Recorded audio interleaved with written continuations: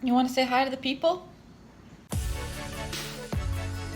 Welcome back to Lorenzo's DMs. Today I'm going to walk you through 3 steps to help you figure out your sexual orientation or your sexuality. Also, if you haven't seen my episode on 3 steps to help you figure out your gender identity, I will link that video at the end of this one as well as throw it up here. Before we get into the 3 steps today, I just wanted to say this episode is meant to be age appropriate for the majority of my viewers, which tend to be between the ages of 11 and 12 to about early 20s. So depending on your age, you will be at a different point in this journey. So step number 1 is understanding the difference between sexual orientation and gender identity. For some reason, a lot of folks tend to conflate these two. Gender identity would be something like non-binary or demi-boy, whereas sexual orientation would be something like gay or lesbian, etc. And while connected in some ways, they are not the same thing. So I wanted to make sure that we talk about these basics first. Sexual orientation or sexuality has traditionally been tied to sex assigned at birth or gender identity. For example, if I were to identify as cisgender,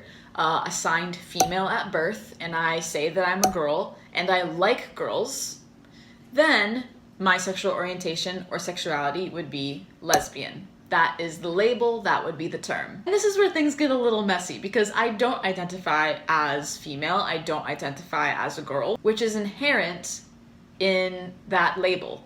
Likewise, I'm both romantically and sexually attracted to people who would probably call themselves women or who have female bodies, I guess. But this is complicated because I've dated people who identify as non-binary, for example, or gender fluid.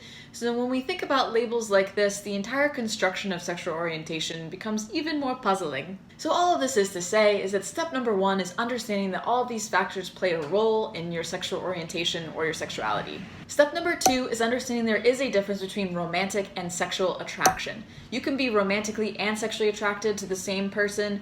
You can be just romantically attracted, or you could just be sexually attracted. It varies for everybody, and this is also a great moment to bring in our ace and aro friends, or aromantic and asexual friends as well. I do not identify as aromantic or asexual. If you do, please leave some comments in the section below if you want to share your thoughts on this topic.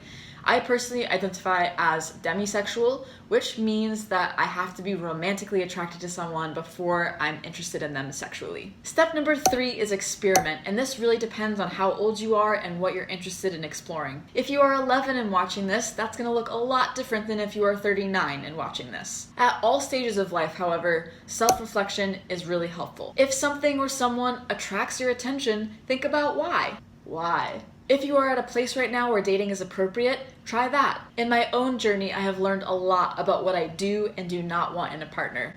It has taken a lot of time and experience, but I think I'm pretty sure about what I want now. These are my 3 suggested steps to help you figure out your sexual orientation or sexuality. Please leave a comment below if you'd like to continue this conversation, and also like the video and subscribe to the channel if you haven't already. Thank you so much for watching today, and I will catch you all in the next episode. Cheers, everybody.